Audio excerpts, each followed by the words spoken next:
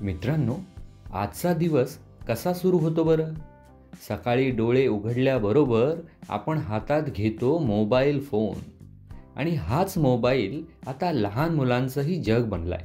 अभ्यास असो, मैत्री असो, खेळ असो, सगळं या स्क्रीनवरच.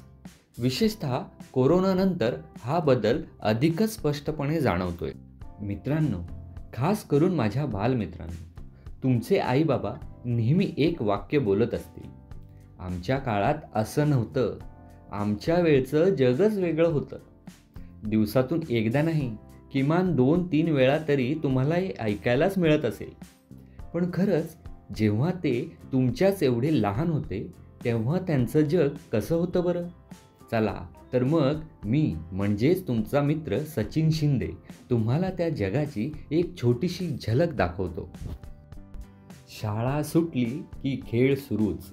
दप्तरं फेकून मुलं थेट मैदानात आणि सुरुवात व्हायची विटी दांडून.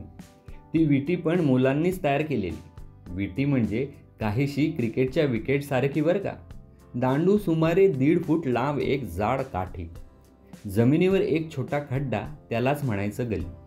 त्यात विटी उभी आडवी ठेवायची आणि शक्य होईल तितकी लांब त्या दांडूच्या सहाय्याने उडवायची. समोरच्या टीमनं विटी झेलली तर खेळाडू बाद, पण जर झेल चुकला तर पुन्हा संधी मिळायची. विटी जिथून उडवली आणि जिथे ती पडली त्यातील अंतर त्या दांडूच्या सहाय्याने मोजायचं. हाच तो स्कोर. बघा ना, बॅटिंग, फिल्डिंग, स्कोरिंग सगळं एका साध्या खेळात. मित्रांनो, विटी दांडूची गंमत आवडली ना?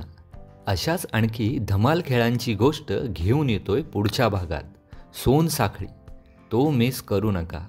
आणि हो, जर तुम्हालाही लहानपणी असं विटी दांडू खेळायचं आठवत असेल तर खाली कमेंटमध्ये विटी दांडू रॉक्स असं नक्की लिहा.